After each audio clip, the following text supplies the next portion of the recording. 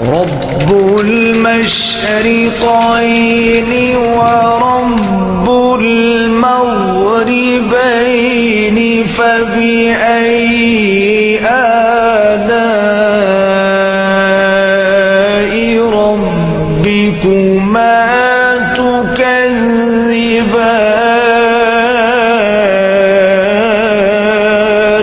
فبأي آلاء جس چہرے کے ساتھ ہم پیدا ہوتے ہیں وہ ہمارا انتخاب نہیں ہوتا، مگر جس چہرے کے ساتھ ہم مرتے ہیں اسے تراشنے کے ذمہ دار ہم خود ہوتے ہیں۔ وہ ہمارے لفظوں، خیالوں اور خوابوں کا عکس ہوتا ہے۔ ہر دور میں ہر ایک نے اپنی سوچ کے مطابق، خوابوں کے مطابق، خیالات کے مطابق عورت کی تعریف کی ہے، لیکن عورت کا سب سے خوبصورت جو سا چہرہ ہے وہ ماں کے روپ میں ہے۔ ماں کو ہر حال میں ہی بچوں کی ذمہ داری پوری کرنی پڑتی ہے، چاہے وہ اکیلی ہے یا اس کے ساتھ بہت سے لوگ کھڑے ہیں، چاہے اس کو بہت مضبوط کندھوں کا سہارا ہے، لیکن اس کو اپنے بل بوتے پہ ہی اپنے بچوں کی پرورش کرنی پڑتی ہے، اس کی ذمہ داریاں اٹھانی پڑتی ہیں۔ کبھی کسی دور میں بھی عورت نے دوسرے کا منہ نہیں دیکھا اپنے بچوں کی ذمہ داریاں اٹھانے کے لیے۔ وہ جتنی بھی کمزور ہے، عورت جتنی بھی کمزور بنائی گئی ہے، اتنی کمزور نہیں بنائی گئی کہ وہ اپنے بچوں کا بوجھ نہ اٹھا سکے، ذمہ داری نہ اٹھا سکے۔ اسی روپ میں آ کے تو وہ بہادر اور ببر شیرنی بن جاتی ہے۔ بہرحال یہ چھوٹی سی سپیچ تھی عورت پہ۔ تو آج دودھ والا نہیں آیا تھا تو ہم لوگ آج باہر دودھ لینے گئے تھے، بڑی مشکل سے دودھ لے کے آئی ہوں ان کے ساتھ۔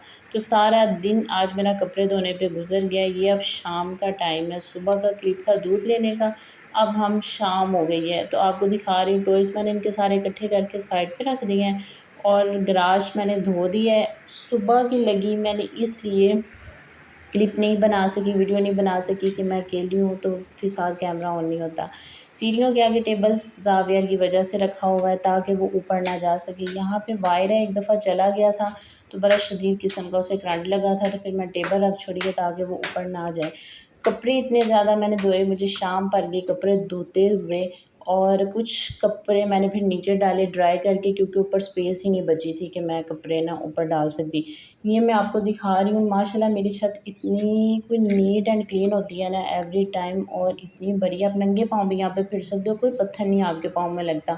تو مجھے اپنی چھت بہت پسند ہے۔ یہ شام کا ٹائم ہے اور یہ جو چھوٹی چھوٹی آوازیں آپ کو چڑیوں کبوتروں کی آ رہی ہے نا، یہ مجھے بہت پسند ہے، آپ امیجن نہیں کر سکتے۔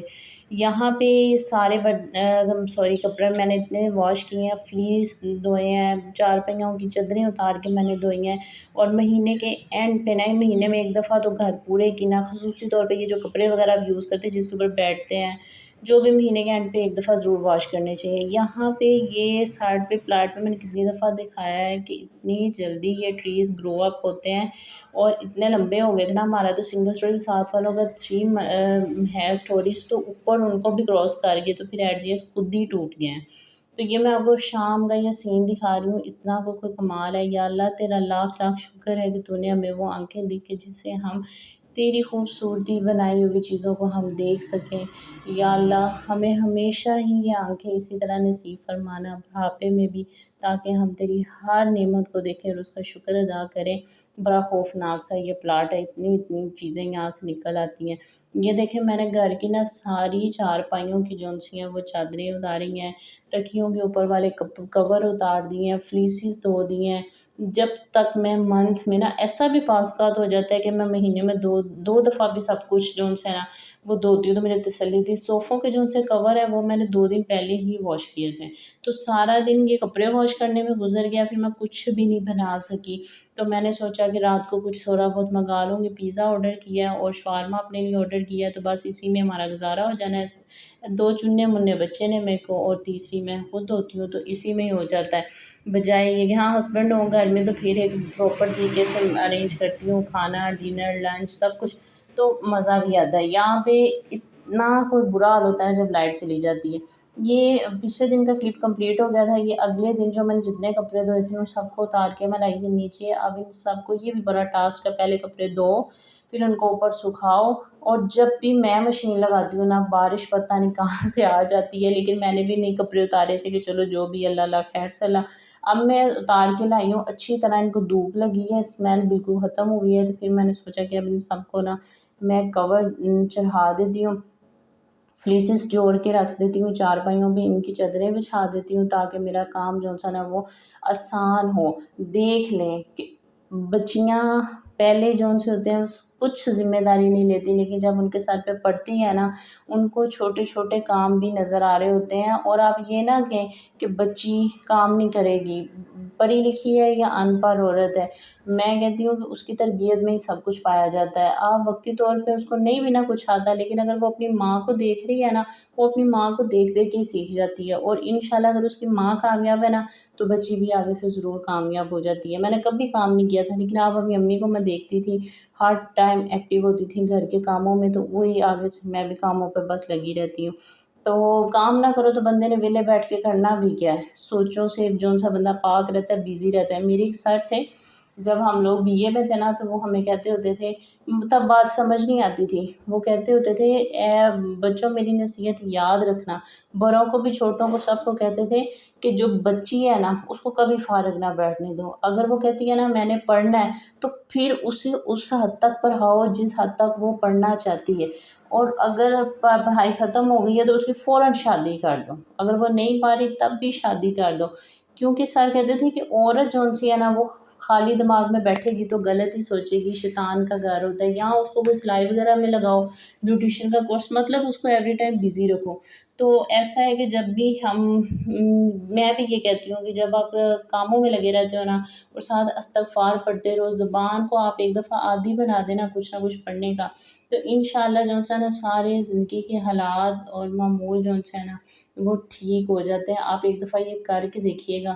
اور جب آپ زبان پہ ہر ٹائم اللہ کا ذکر رکھتے ہو تو ایک ٹائم ایسا آتا ہے کہ آپ کا دل جو سا ہوتا ہے وہ جاری ہو جاتا ہے. زبان تو ذکر کرتی کرتی ہے, دل بھی ساتھ ذکر کرنے لگ جاتا ہے. آج میں نے سوچا تھا کچھ ایسی سبزی بناتی ہوں کہ جس میں نا آلو یوز ہوں, کیونکہ آلو تو زاویہ اور زارا کی جان ہے. تو آج بھی میں نے آلو اتنی زیادہ مقدار میں سبزی میں ڈالے تھے کہ بچے شوق سے کھا لیں گے, لیکن بچوں نے شوق سے کیا کھانا تھا, بچوں نے پوری ہانڈی تقریباً ختم کر دی, اتنے شوق سے انہوں نے آلو کھائے. اور ویسے بھی بچوں کے لیے بوائلڈ آلو جو ہے نا بہت اچھے ہوتے ہیں. مطلب بڑوں سے بھی سنا ہے کہ ان کو اچھی خاصی سے جو ہے نا وہ اسٹرینتھ ملتی ہے, انرجی ملتی ہے, پاورفل ہوتے ہیں. مجھے خود کو آلو بڑے پسند ہے, کھا کھا کے آلو تو میں اتنی ہیلتھی ہو گئی ہوں, لیکن اب میں نے تھوڑا سا نا اوائڈ کیا ہوا ہے.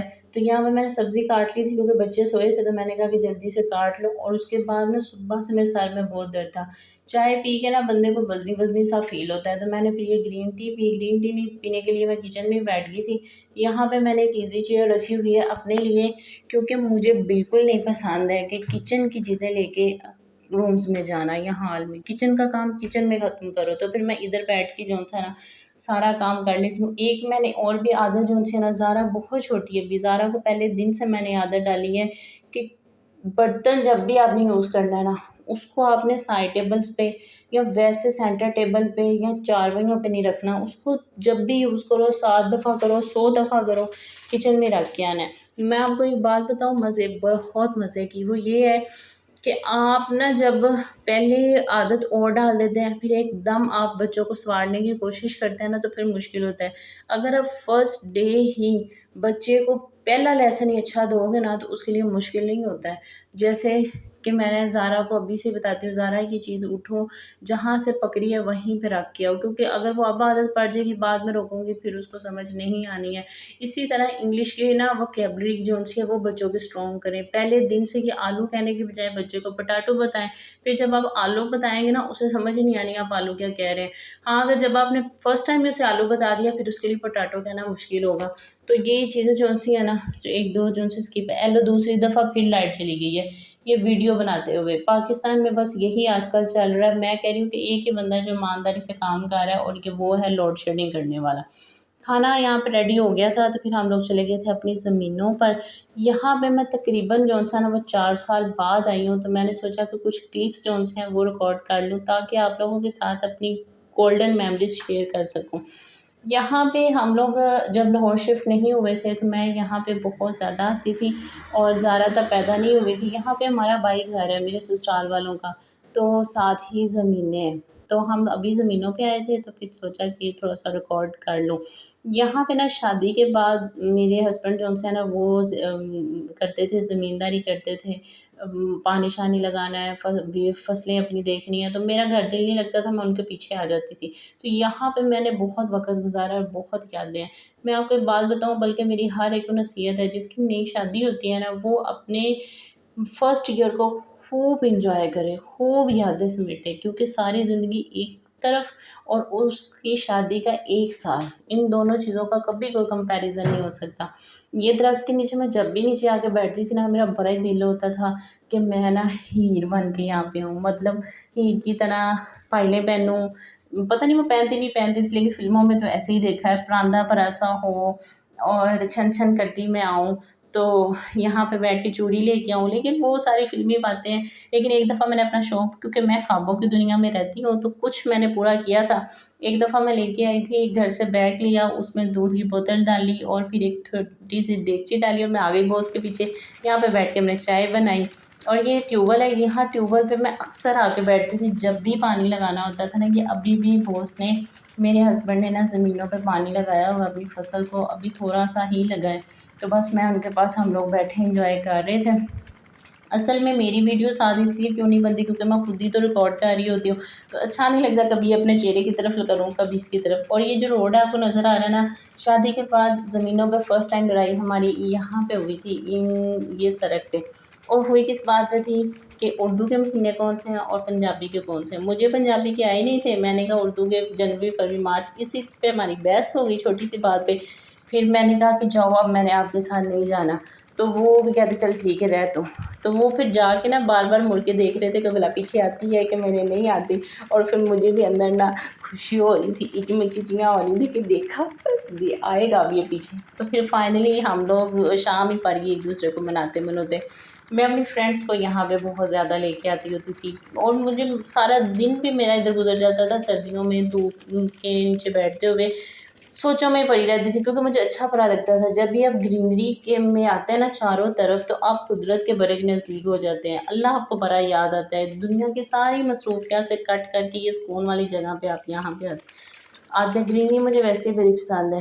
اس کے بعد یہ ہمارے پاس نا ایک نہری پانی کی چھوٹی سی کنال گزرتی ہے، اور جب ٹیوب ویل کا پانی نہ ہو تو پھر فصلوں کو یہ نہری پانی لگتا ہے۔ تو یہاں پہ نا ہر سردیوں میں بہت بڑا سانپ آتا ہے، آرام سے نہاتا ہے، پھر دھوپ میں بیٹھا رہتا ہے شوق سے، اور میرے ہسبینڈ بتاتے ہیں کہ اس کی دہشت اتنی ہے، اتنا وہ بڑا ہے نا کہ کوئی اس کو کچھ نہیں کہتا، سارے سائڈ پہ ہو جاتے ہیں، وہ بھی کسی کو کچھ نہیں کہتا، سکون سے نہا لوں کہ وہ چلا جاتا ہے۔ آپ کو میرا ولاگ کیسا لگا؟ کمنٹس، لائک اور شیئر ضرور کیجیے گا۔